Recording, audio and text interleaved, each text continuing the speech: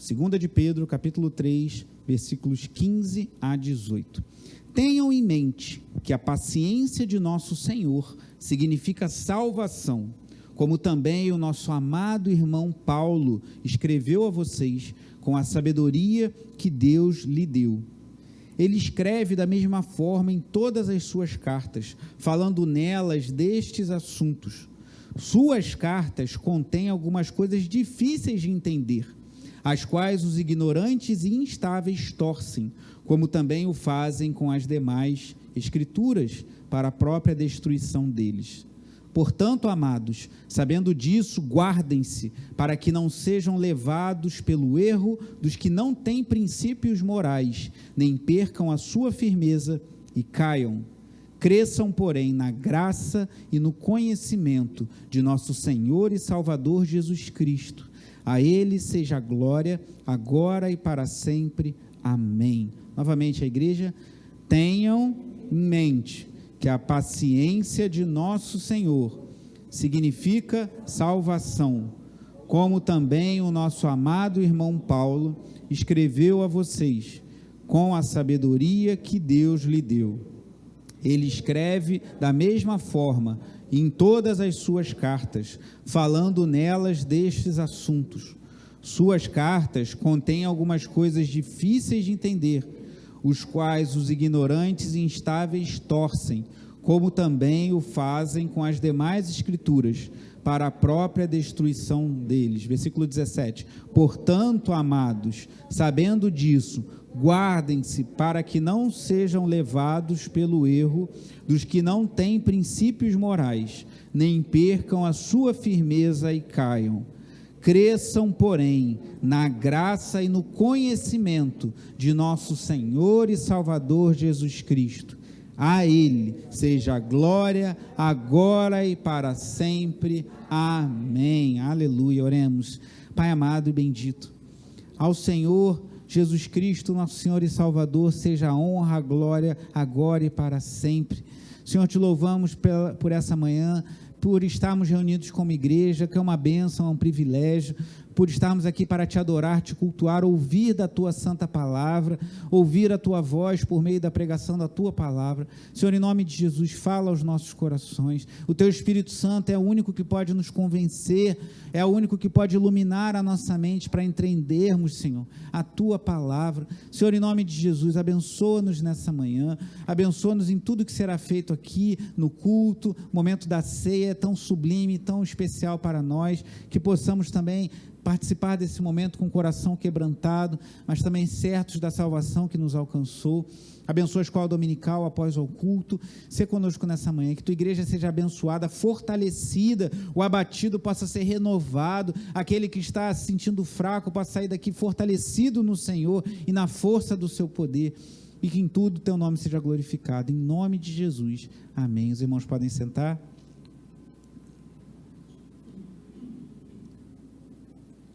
Irmãos, chegamos hoje ao final dessa série de 2 de Pedro, que vai dar continuidade, como falei, ao falar sobre a epístola de Judas. E hoje eu vou fazer uma breve recapitulação dessa epístola. A gente vai rever um pouquinho o que nós vimos até aqui, né? No último domingo eu não preguei sobre esse tema, mas estou retornando hoje, finalizando, e as mensagens estão todas disponíveis no nosso canal de YouTube, se você quiser ouvir depois novamente. Irmãos, a gente não pode perder de vista que cada livro da Bíblia, e isso é maravilhoso, foi escrito por homens, irmãos. Aí que eu digo aqui não é homem e mulher, não é questão essa, mas por homens inspirados, aqui Pedro mesmo fala sobre isso, impelidos pelo Espírito Santo. E Deus não desprezou a história desses homens, as suas características peculiares. Por exemplo, Amós era um homem do campo, e ele escreveu o seu livro, o livro do profeta Amós. Moisés era alguém que, vocês conhecem a história de Moisés, cresceu ali no Egito, depois foi para o deserto e foi um dos principais líderes, o legislador de Israel. Davi, um pastor de ovelhas, escreveu muitos salmos. No Novo Testamento há o médico Lucas, há Pedro, que era um pescador, Paulo, que era um homem genial, brilhante em sua teologia, e todos eles escreveram com as suas características humanas também. Deus não despreza a nossa humanidade, isso é um certo mistério, irmão. Existem certos aspectos da nossa fé que são mistério, não no sentido de que é uma coisa oculta que só os iniciados entendem, mas coisas que nós não podemos entender porque somos limitados. Por exemplo, como Jesus Cristo é plenamente homem e plenamente Deus. Para nós é fácil entender que somos plenamente humanos e entender que Deus, o Pai, é plenamente Deus, mas como Jesus Cristo é totalmente homem e totalmente Deus, nós aceitamos isso pela fé. Como Deus é um Deus em 3 pessoas, Pai, Filho e Espírito Santo. Para nós não tem como conceber. Algumas pessoas fazem umas ilustrações, como a luz, o calor, mas todas as ilustrações têm as suas imperfeições, porque nada se compara à grandeza do nosso Deus, que é Pai, Filho e Espírito Santo. E um dos mistérios também, que nós aceitamos, mas que não dá para você botar num livro ou numa planilha do Excel, se você gosta de fazer isso, é como a Bíblia, o autor último é Deus, mas ele usou os homens para escrever. Nós sabemos que toda a Escritura é útil, apta, como vimos ontem aqui no jejum, como Paulo diz a Timóteo, 2 Timóteo 3. Deus é que inspira, Pedro fala sobre isso, eu vou falar daqui a pouquinho. Mas Deus não despreza as características humanas daqueles que lançaram as suas mãos para escrever o registro que temos das Escrituras. Isso não significa que a Bíblia tenha erros ou mesmo pecados, nem que esses homens não tivessem pecados, eram homens pecadores, mas foram inspirados pelo Espírito Santo para trazer a palavra infalível e inerrante que nos abençoa até o dia de hoje. E por que eu estou falando tudo isso? Pedro era judeu, irmãos. Pedro era um homem judeu, um pescador, talvez até um pescador próspero, porque tinha um barco, algumas coisas, nós não sabemos muitos detalhes da sua vida antes do seu chamado, mas Pedro era um judeu, e os judeus, eles tinham, como você vê ao longo do Antigo Testamento, algumas técnicas, por dizer assim, de escrever as Escrituras, muito interessantes, que facilitavam a memorização. Deus fala nas Escrituras de ponta a ponta da importância de nós guardarmos a palavra no coração. Eu falava no louvor, que eu ouvi o pastor Felipe Fontes, é um pastor muito instruído, um pastor presbiteriano, um homem de Deus, ele falava sobre isso, um texto de Hebreus, que ele fala que, diz que Jesus está no meio dos irmãos cantando louvores, e ele falava, a gente tem que pensar, será que Jesus cantava os louvores que nós cantamos na nossa igreja? E a gente tem que pensar sobre isso. E aí eu falava, que por isso a importância de cantarmos louvores que cantam a palavra de Deus. Não quer dizer que a gente nunca mais pode cantar louvores que não sejam diretamente expressando a palavra de Deus. Eles têm que louvar a Deus e trazer princípios bíblicos. Mas eu gosto muito de fazer como fizemos essa manhã, cantamos o Salmo 34, cantamos o Salmo 99, Alegrem-se os céus, é um trecho do Salmo 96. Essa música última, Santo, Santo, só Tu és digno, ela lembra muito a oração do Pai Nosso, a oração que Cristo nos ensinou. Isso é muito bom, cantarmos a palavra também é uma forma da palavra ir entrando no nosso coração.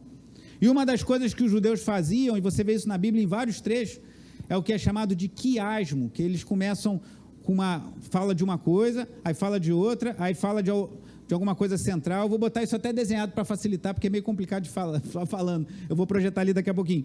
E depois eles retornam, a primeira coisa que é falada tem a ver com a última, a segunda com a que está logo ali embaixo, e a central. Olha como está isso aí. Pedi ajuda, Edu.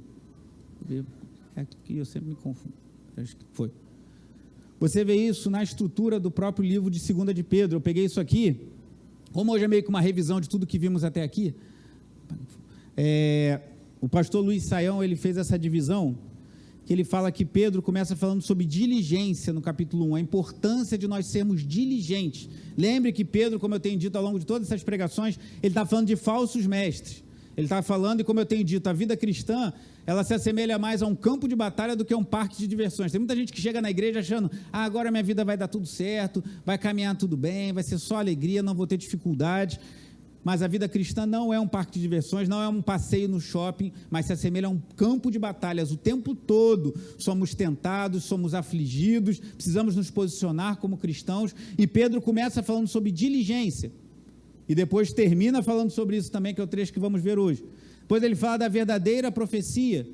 No meio ele fala do tema central da carta de 2 de Pedro, que é o perfil, o ensino e o juízo que Deus trará sobre os falsos mestres. Depois ele volta a falar da verdadeira profecia e fala novamente de diligência. Eu fiz esse quadrinho para ajudar a gente a entender.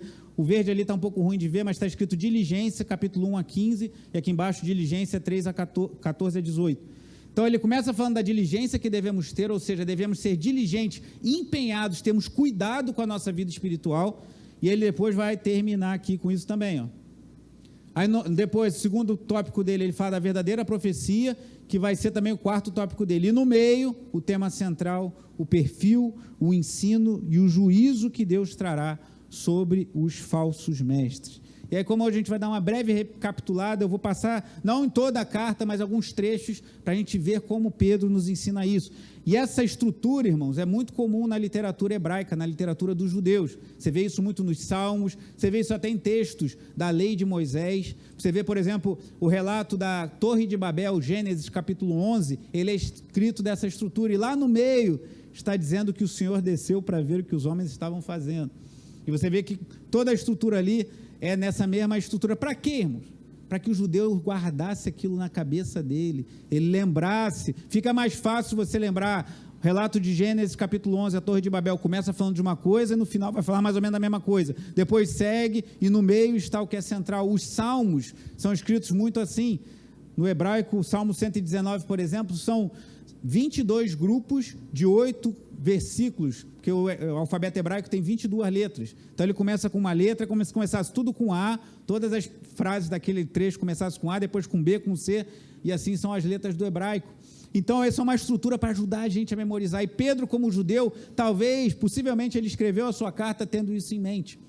Então vamos seguir um pouquinho, a gente vai passar de forma breve sobre cada um desses aspectos. Diligência, o primeiro que Pedro fala logo no início e que depois no final ele fala sobre isso. Vamos lá em 1 de Pedro 1, eu não vou ler todos os versículos por conta do tempo, mas eu vou passar esse slide depois, se você quiser ler em casa toda a carta com isso em mente, vai te ajudar a entender, que a gente é muito acostumado na nossa geração, na nossa igreja evangélica de forma em geral, a pegar versículos isolados da Bíblia.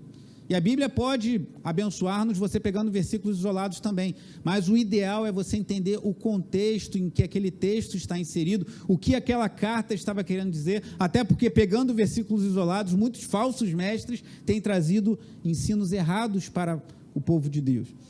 Então, capítulo 1, eu não vou ler do versículo 1 a 15, mas vou ler só o 3 a 7. Pedro diz assim, como vimos lá nas primeiras mensagens, 2 de Pedro 1, versículos 3 a 7, seu divino poder nos deu algumas coisas, nos deu um pouquinho de coisas, não, nos deu, como o diácono José Paulo falou na sua oração inicial, seu divino poder nos deu tudo, irmãos, de que necessitamos para a vida e para a piedade, por meio do pleno conhecimento, essa palavra conhecimento é muito importante em 2 de Pedro, daquele que nos chamou para a sua própria glória e virtude. Dessa maneira, ele nos deu as suas grandiosas e preciosas promessas, para que por elas vocês se tornassem participantes da natureza divina e fugissem da corrupção que há no mundo causada pela cobiça. E olha a diligência aqui, ó, no versículo 5. Por isso mesmo, o que está escrito aí?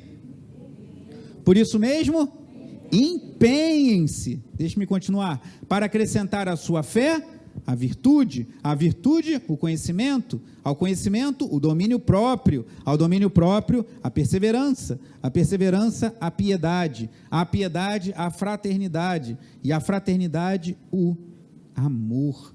Versículo 10 agora. Portanto, irmãos, o que ele fala? Empenhem-se ainda mais para consolidar o chamado e a eleição de vocês, pois se agirem dessa forma, jamais tropeçarão, e assim vocês estarão ricamente providos quando entrarem no reino eterno de nosso Senhor e Salvador Jesus Cristo. Então, o que Pedro está falando? Para Pedro não há nenhuma dificuldade em falar que Deus nos escolheu, falar de doutrina da eleição e falar que nós temos que nos empenhar, irmãos. Nós temos que nos empenhar. Ontem no jejum, eu compartilhava com os irmãos que às vezes eu falo que o ministério é um privilégio, e é mesmo. Eu estar aqui abrindo a Bíblia, expondo as Escrituras, compartilhando a palavra com os irmãos, é um grande privilégio que eu tenho, é uma grande bênção que Deus me concede, ter o privilégio de compartilhar a palavra de Deus com os irmãos. Mas não é sem lutas, irmãos. O ministério é muito desafiador. Uns dias desses eu vinha pensando nas minhas experiências, desde a época de liderança de juventude, liderança do ensino na freguesia, liderança do Ministério de Música na freguesia, liderança do Geração Ação, agora aqui na Igreja do Anil nos últimos 2 anos. Irmãos, é muita luta. Eu lembro que quando eu liderava jovens na Igreja da freguesia, a gente fazia retiros de carnaval e às vezes fazia retiros também no meio do ano. E eu me lembro de chegar nos retiros assim, e normalmente eu ia dormir muito tarde, tipo 2, 3 horas da manhã, e acordava às 7, porque o líder tem que se certificar de que está tudo certo antes de dormir, e ser o primeiro a acordar. E às vezes eu deitava na cama depois de ter brigado com jovens que não queriam dormir, queriam fazer bagunça, botar todo mundo em ordem, que não sei o quê, botar a casa em ordem, botar todo mundo para dormir. Às vezes, depois disso, aquela luta toda, eu deitava na cama. Eu lembro que teve um retiro que a gente fez lá em Cachoeira de Macacu, aquele sítio Pau Brasil, e era um alojamento enorme. Ficavam uns 40 rapazes juntos, era um caos, irmãos, era uma coisa. E eu dormia junto com eles ali para ficar vigiando. E eu lembro eu deitando na cama e falando: Senhor, hoje é sexta-feira, faltam mais 4 noites. Aí sábado, Senhor, faltam 3 noites, faltam 2 noites. Quando chegava segunda-feira, aí na terça eu nem dormia, ficava acordado com eles até de manhã, tudo certo, acabou o retiro. Porque também tinha uma responsabilidade espiritual e uma responsabilidade física, irmãos. Um jovem podia se acidentar, tivemos jovens em retiros que foram picados por insetos, a gente tinha todo um zelo, estamos com os filhos dos outros. Tivemos retiros com 170 pessoas lá em Cachoeira de Macacu, muita responsabilidade, guardamos de jovens e adolescentes, e eu lembrava disso esses dias, meu Deus, era muita luta. Aí, os desafios do dia a dia, estar sábado após sábado ministrando aos jovens, os desafios de conduzir a área de ensino, a área de louvor da igreja, é tudo com dificuldade, geração a ação, eu conduzindo trabalhos em igrejas do Rio de Janeiro todo, do Nordeste, sempre foi difícil, irmão. Não há, pense que estamos num parque de diversões, o ministério exige sacrifício pessoal. Se você quer servir a Deus, quer lançar a mão ao arado, saiba que você vai precisar fazer sacrifícios sim, vai precisar fazer renúncias sim, vai precisar se empenhar, como está dizendo Pedro.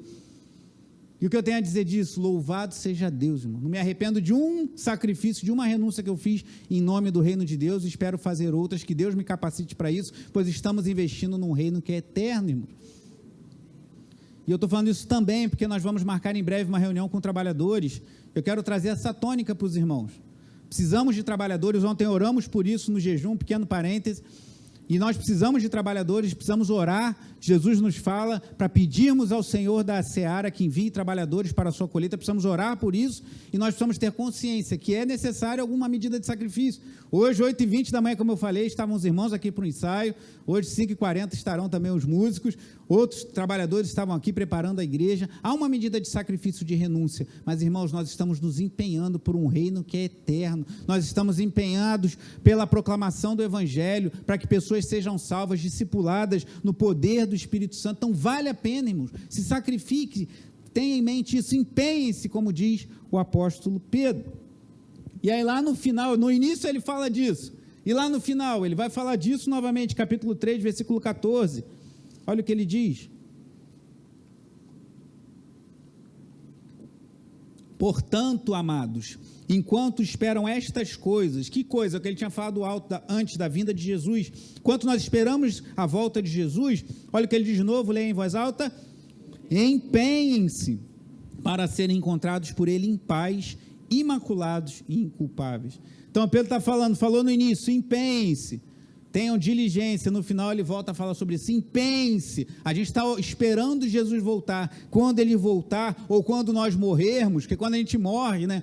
Ontem teve uma mobilização muito grande pela morte de uma cantora muito jovem, de música popular aí, acho que 26 anos, muitas pessoas ficaram mobilizadas. É muito triste você ver um jovem, mas quem garante? Ninguém podia imaginar que uma mulher daquela idade, com toda a sua fama e sucesso, ia ser ceifada de uma forma tão violenta e abrupta, mas isso pode suceder a qualquer pessoa. Então, até Jesus voltar, ou então nós morrermos e aí vamos nos encontrar com Ele, nós devemos nos empenhar para sermos achados em paz, imaculados e inculpáveis, amém?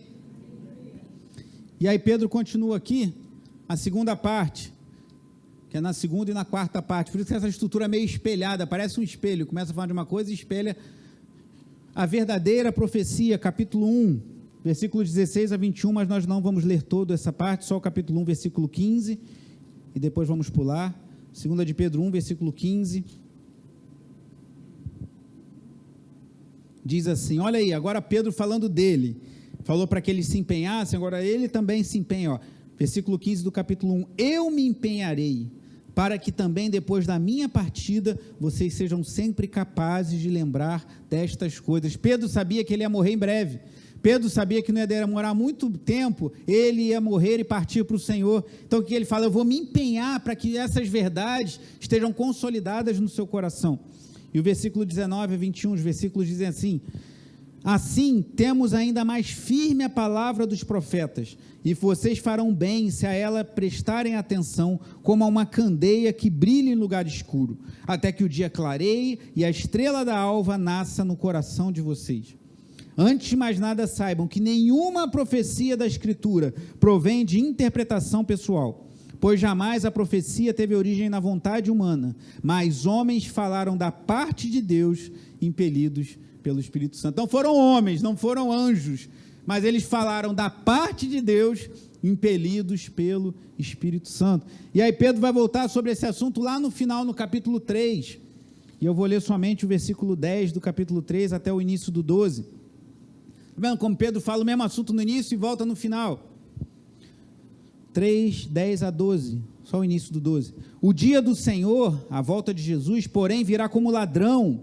Os céus desaparecerão com um grande estrondo, os elementos serão desfeitos pelo calor, e a terra e tudo que nela há será desnudada. Visto que tudo será assim desfeito, que tipo de pessoas é necessário que vocês sejam? Vivam de maneira santa e piedosa, esperando o dia de Deus e apressando a sua vinda. Só até aí. Então, o que Pedro está falando de novo? Como falou no início, Jesus vai voltar, que era uma coisa que os falsos mestres combatiam muito. Falavam, não é bem assim, se Jesus tivesse que voltar, já teria voltado. Ele fala, não, Jesus vai voltar, e quando voltar vai ser tudo desfeito pelo fogo, tudo será feito novo. Como a gente deve viver até Jesus voltar? Uma vida santa e piedosa, é isso que ele nos ensina. E por fim, irmãos, terceira parte aqui, ó, que está no centro, que é o tema central da epístola de 2 de Pedro e de Judas também, o perfil, o ensino e o juízo que Deus trará sobre os falsos mestres. Ele fala isso no capítulo 2, vamos lá, capítulo 2, versículos 1 a 3, diz assim, ó: no passado surgiram falsos profetas no meio do povo, como também surgirão entre vocês falsos mestres. Estes introduzirão secretamente heresias destruidoras. Coisa forte, então como é que uma heresia, ele qualifica ainda como destruidor, então é uma coisa muito forte mesmo. Chegando a negar o soberano que os resgatou, trazendo sobre si mesmos repentina destruição. Muitos seguirão, preste atenção nisso, muitos seguirão os caminhos vergonhosos desses homens, e por causa deles será difamado o caminho da verdade. Em sua cobiça, tais mestres os explorarão com histórias que inventaram. Há muito tempo a sua condenação paira sobre eles e a sua destruição não tarda. Então Pedro aqui está falando o seguinte, não se surpreenda, e eu falei isso quando preguei sobre esse texto, muitos seguirão, não se surpreenda de ter pregadores na internet ou na televisão, que tem muitos seguidores, está escrito na Bíblia, que não pregam a verdade, pregam histórias que eles inventam, pregam coisas da cabeça dele para arrancar dinheiro das pessoas, para arrancar seguidores. A Bíblia já está escrevendo, isso vai acontecer, irmãos, cabe a nós nos empenharmos e termos nossos olhos bem abertos, para discernirmos o que está de acordo com a palavra de Deus e o que não está. E aqui ainda no capítulo 3, versículo 9, esse texto é lindo, olha o que ele diz, capítulo 2, versículo 9 e 10, vemos, portanto, que o Senhor sabe, irmãos, Deus sabe livrar os piedosos da provação, glória a Deus, e manter em castigo os ímpios para o dia do juízo, especialmente os que seguem os desejos impuros da carne e desprezam a autoridade. Pedro aqui dá uma dica do perfil desses falsos mestres, eles se lançam às impurezas sexuais, aos desejos da carne e desprezam a autoridade, mas Deus vai trazer juízo sobre eles e sabe guardar aqueles que vivem para a glória do Senhor. E por fim, para terminar essa recapitulação, aí, versículo 19 do capítulo 2, isso é muito atual, irmãos, parece que Pedro estava escrevendo para os nossos dias, e certamente também estava, prometendo-lhes liberdade, eles mesmos são escravos da corrupção, pois o homem é escravo daquilo que o domina. Versículo 22, confirma-se nele que é verdadeiro o provérbio, o cão volta ao seu vômito, e ainda, a porca lavada volta a revolver-se na lama. Esses homens foram convidados a se voltar para o Evangelho, a conhecer a verdade do Evangelho de Jesus Cristo, mas eles preferiram se lançar à imoralidade, se lançar ao engano, e isso traz juízo, e eles como um cão que volta ao vômito, uma imagem bem nojenta, né? Mas que muitos aqui que têm cachorro já tiveram ou conhecem alguém que tem, devem ter essa imagem na cabeça. É muito nojento isso, mas quando o cachorro vomita e vai lá e, né? Não vou nem falar mais. Falar da porca, que é menos nojento, né? Também é esquisito, né? A porca lavada, imagina, você tem uma porquinha em casa tão bonitinha, aí você vai lá, deixa ela cheirosinha, bota aquele perfuminho para ficar cheirosa, e quando você acaba, ela vai lá e dá um salto e cai de cara na lama. Eles fazem isso, eles voltam. E mais uma coisa, eu sei que eu falei isso muitas vezes, mas eu preciso falar isso, me perdoem a repetição.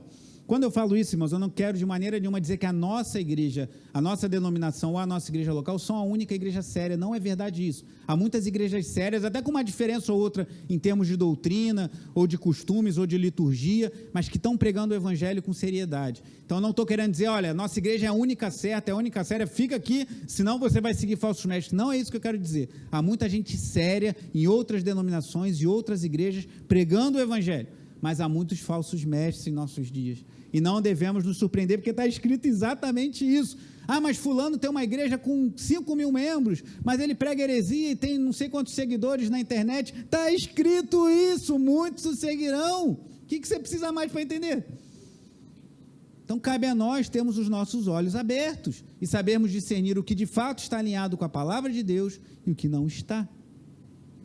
E aí, Pedro, eu vou citar aqui, João Calvino disse: Satanás aponta diretamente para a garganta da igreja, é como se fosse um golpe com uma espada, um golpe mortal, quando destrói a fé na vinda de Cristo. Quando alguém falar para você, se disser crente, e falar, não, mas Jesus não vai voltar, não é bem assim não, a volta de Jesus é algo espiritual que já aconteceu, chuta aquele laço, como diz o poeta popular, foge desse cara, porque desacreditar a volta de Jesus é um golpe terrível do próprio Satanás, como diz João Calvino. E aí uma pergunta interessante que um outro autor faz: por que Pedro gastou tanta pólvora e munição contra os falsos mestres? Eu já falei isso em mensagens anteriores. Por que Pedro gastou tanto tempo? Escreveu uma epístola falando sobre isso, escreveu o capítulo 2 especialmente falando tanto sobre isso. Para que falar tanto de falsos mestres? Ele não podia só pregar o evangelho e falar da coisa certa? Por que ele falou tanto do caráter, do perfil, do ensino e do juízo desses falsos mestres? E um outro autor, o Michael Green, fala isso, porque é primariamente um pastor. Isso é trabalho do pastor, irmãos. O pastor, ele tem que se preocupar em alimentar o rebanho de Cristo com a palavra de Deus, mas também em alertar contra os falsos mestres. Um pastor que acha que está tudo bem, tudo tranquilo, não, vai dar tudo certo, vai caminhar bem, vive a tua vida aí, vai tocando o barco, não. E não alerta o rebanho para os riscos que temos em nossa vida espiritual, não está agindo bem, irmãos.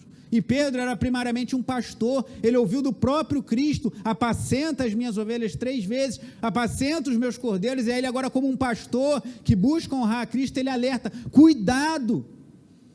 Eu quero te dizer isso, meu irmão, minha irmã, cuidado com a tua vida espiritual, não beba de qualquer fonte, não ouça qualquer pregação, não ouça qualquer música, há muita besteira, muita heresia, muita coisa sendo dita por aí. Ontem eu vi um trecho de um videozinho de uma cantora, uma cantora cristã, que disse ter recebido uma profecia, ela começou a pular, igual uma pipoca, e se jogou no chão, caiu, jogaram um negócio sobre isso. Aí eu acabei de ler que uma das características é que nós devemos crescer no domínio próprio. Onde está o domínio próprio nessa história? E na frente de todo mundo, uma coisa muito estranha, irmãos. Então, há muitas coisas estranhas acontecendo. Abra os seus olhos, cuidado. E é fundamental que nós, como líderes, chamemos a atenção isso que Pedro está fazendo. Então, essa estrutura de 2 de Pedro eu vou deixar aí, porque depois a gente vai passar esse material para vocês. Isso nos ajuda a memorizar. Imagina naquela época, não tinha Bíblia impressa. Isso que nós temos é uma grande bênção, irmãos. Nós temos Bíblias impressas, e a maioria de nós tem mais de uma em casa. Isso é um privilégio. Naquela época ninguém tinha, então essas estruturas ajudavam a memorizar. Talvez as pessoas se dedicassem a gravar a epístola e lembrar. Só Pedro começa a falar de ter diligência e termina falando sobre isso. Depois ele fala da verdadeira profecia da palavra de Deus, e depois ele fala sobre isso antes do final, e no meio ele fala de forma bem dura contra os falsos mestres. Mas e os versículos que lemos no início, que finalizam a carta? Quero finalizar com eles também.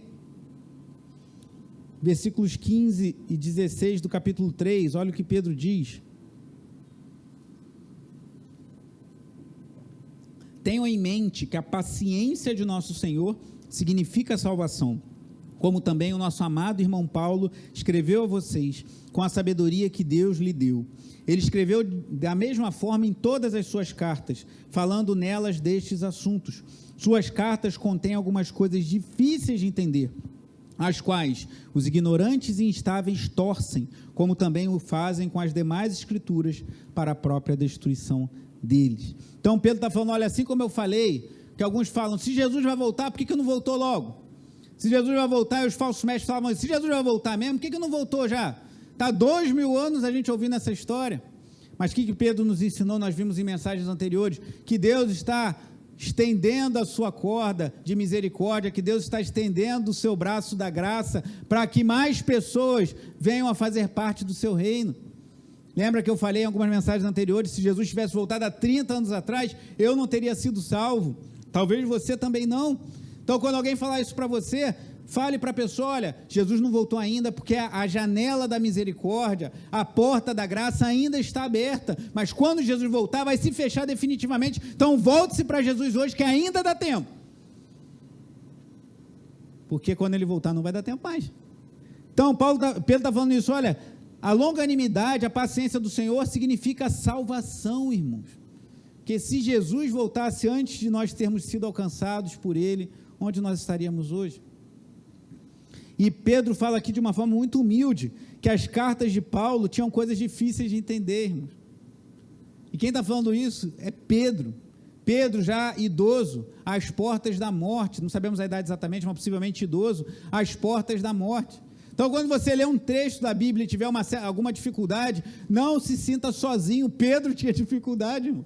Pedro que caminhou com Jesus por 3 anos, Pedro que andou sobre o mar, Pedro que viu Jesus operar sinais e maravilhas tremendas, Pedro que negou Jesus e depois foi reconciliado com ele lá na praia, Pedro que ouviu de Jesus, apacenta as minhas ovelhas, Pedro que conheceu, que escreveu, que participou de concílios, que foi um homem muito importante, que pregou muitas vezes, e muitas pessoas se converteram. A pregação de Pedro, registrada em Atos capítulo 2, diz que 3.000 pessoas se converteram só naquele dia, irmãos, após a descida do Espírito Santo no dia de Pentecostes. Pedro, que viveu tudo isso, pegou as cartas de Paulo e falou, caramba, isso aqui é meio complicado.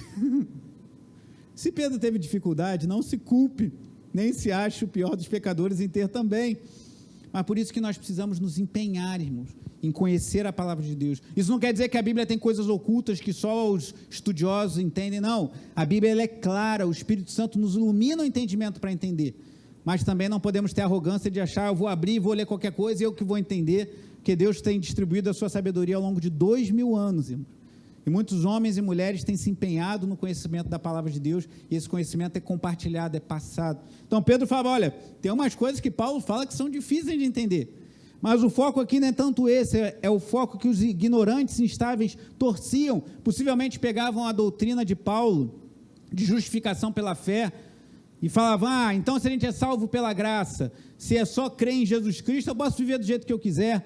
Talvez alguns dos falsos mestres falassem, Paulo fala isso, vocês dizem que Paulo é o apóstolo aos gentios, que Paulo é o grande pregador, é aquele que no caminho de Damasco teve uma visão do Cristo ressurreto, e aí ficou cego, e depois voltou a ver e começou a pregar, e ele escreveu as suas cartas. Aqui vemos que as cartas de Paulo já circulavam na igreja nos dias de Pedro, já eram consideradas escrituras, que Pedro fala que eles distorciam como fazem com as demais escrituras. A própria igreja já estava reconhecendo que o Espírito Santo tinha inspirado os apóstolos a escreverem o Novo Testamento, e alguns talvez falem assim, mas Paulo fala lá, mas não é isso que Paulo ensina, não é isso que Paulo ensina, que podemos viver do jeito que quisermos e não tem problema nenhum.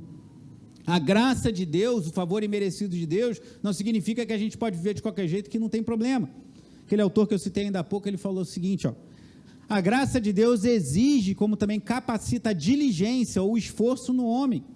Alguém disse uma vez que a graça é o oposto do mérito, mas não do esforço. Não temos mérito nenhum diante de Deus, mas precisamos nos esforçar, irmãos. O fato de sermos salvos pela graça, justificados pela fé, não quer dizer que podemos viver de qualquer maneira, que não tem problema. Não é isso que a palavra de Deus nos ensina. Calvino, citando ele mais uma vez, que todo mundo fala, Calvino fala da eleição, da predestinação, uma vez salvo, salva para sempre. Então, quem ouve o ensino de João Calvino deve achar que você pode viver de qualquer jeito, mas olha o que o Calvino diz. Os que não se esforçam por uma vida pura e santa não entendem nem mesmo as primeiras noções da fé, irmãos. Então, temos que nos empenhar para viver uma vida santa, é isso que a palavra de Deus nos ensina. Não vamos ser salvos pelas nossas obras, mas precisamos nos empenhar, irmãos. Como tem andado a sua vida? O que tem habitado a sua mente? Quais lugares você tem ido? O que você tem ouvido? O que tem entrado pelos seus ouvidos? O que tem habitado no seu coração? Será que se Jesus voltar agora e te ver ouvindo o que você está ouvindo, ou frequentando os lugares que você estava frequentando, ou participando das coisas que você tem participado, você vai se sentir em paz, inculpável e sem mácula para ser levado para o reino eterno de Deus? Precisamos pensar, irmãos. E não era isso que Paulo ensinava, e Pedro é bem firme nisso aqui.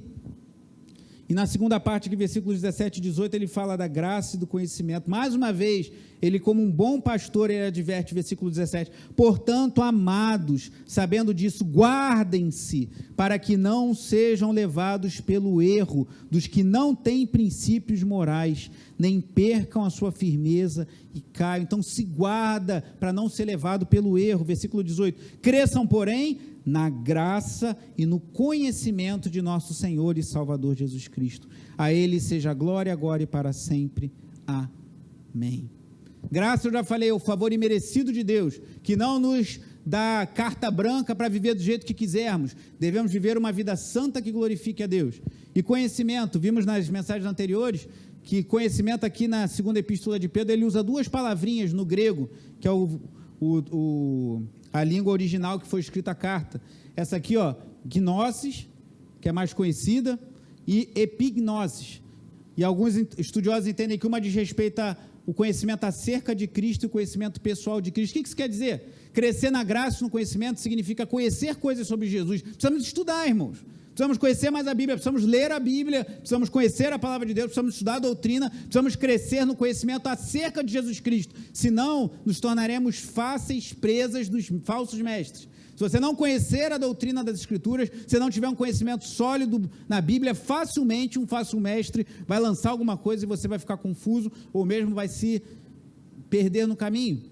Mas precisamos crescer também no conhecimento relacional com Jesus Cristo. Não é só saber coisas sobre Jesus. Muitos homens nos últimos anos, nos últimos séculos em especial, se dedicaram a estudar a Bíblia e nunca tiveram fé em Jesus. Conhecem a Bíblia de Gênesis e Apocalipse, conhecem os textos originais, conhecem um monte de coisa, conhecem doutrina, conhecem os pais da igreja, leem muitas coisas e não creem em Jesus Cristo. Então precisamos conhecer as coisas sobre Jesus, mas precisamos ter um relacionamento com Ele, por meio da oração, por meio do jejum, nos consagrando, falando: Senhor, me ajuda, eu quero buscar conhecer mais a Ti. Precisamos nos relacionar com Jesus. Se não conhecermos quem Jesus é e o que a Bíblia fala dele, e não tivermos um relacionamento com Ele, facilmente vamos desanimar na caminhada, vamos ficar abatidos e seremos vítimas fáceis dos falsos mestres. Aí, deixando a estrutura da carta depois, vou passar isso para os irmãos. E Pedro termina com louvor, irmãos. A Ele seja a glória agora e para sempre. Amém. No final das contas, tudo é para Deus. Tudo é para a glória de Deus. Nós devemos viver para a glória de Deus. Devemos tomar decisões baseadas na glória de Deus, mas vai significar perdas. Vou perder dinheiro, vou perder amigos, vou perder valores, vou perder dinheiro, mas foque na glória de Deus, que é isso que vai permanecer, irmãos. Quando Deus visitar essa terra com juízo, tudo vai ser queimado. Estamos nos empenhando aqui, vamos fazer um bonito berçário ali para as crianças, mas daqui a algum tempo, irmãos, isso vai virar fogo. Cada adesivinho lindo que vamos colocar, o berço que compramos agora, novinho, bonitinho, vai ser tudo queimado. Esses bancos tão bonitos aí, vermelhos, estofados, confortáveis, vai ser tudo lenha para o fogo. Esse púlpito aqui, essa madeira tão bonita, tão de qualidade, não vai resistir ao fogo do juízo de Deus. Tudo vai ser queimado. Mas o que vai acontecer? Deus vai nos renovar, novos céus e nova terra, e o que nós fizermos com a nossa vida, o que nós dedicarmos à glória de Deus, isso terá peso de eternidade, irmãos. Pense nisso, vale tanta pena a gente se dedicar a coisas que vão ser lenha para o fogo. Fogo na Bíblia normalmente está ligado a juízo. Quando Jesus fala lá a João Batista, Quando João Batista fala de Jesus, que ele batizará com o Espírito Santo e com fogo, o bispo Walter fala sobre isso num vídeo, eu passei para alguns irmãos essa semana, possivelmente ele está falando ali que Jesus vai batizar com o Espírito Santo os salvos, e com fogo ele vai trazer juízo sobre os ímpios. Fala que ele vai pegar a sua pá e vai limpar a sua eira. Jesus vai limpar a sua eira, irmãos. Vai vir juízo. E aí, esse shopping aqui ao lado está lindíssimo. Eu tenho certeza que quando a gente entrar aqui, a partir do dia 19, a gente vai ficar maravilhado com a beleza daí de dentro. É muito dinheiro, muito investimento, e certamente vai ser belíssimo. Só a entrada daquelas árvores, o arruamento já é belíssimo. Tudo lenha para o fogo do juízo de Deus. Então não vamos desfrutar disso? Não vamos no shopping? Não, vamos no shopping. Use dessas coisas, sabendo que elas passarão, como diz João, na sua primeira epístola. Mas não ponha seu coração nelas. Não ponha seu coração naquilo que é lenha para o fogo do juízo de Deus. Mas ponha seu coração naquilo que tem peso de eternidade. E se você estiver se sentindo como eu me senti muitas vezes, na época do Geração Ação, eu ia para muitos eventos longe.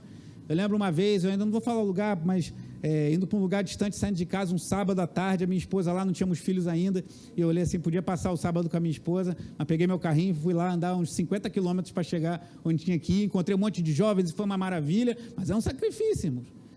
Mas eu quero semear, eu quero investir naquilo que tem peso de eternidade, na vida de jovens que podem ter sido abençoados por aquelas ministrações e terem suas vidas impactadas pelo poder do Evangelho. É isso que você tem que fazer, é isso que eu tenho que fazer. Abandone, não deixe teu coração ser embriagado pelas coisas que serão consumidas no fogo do juízo de Deus, que virá, irmãos.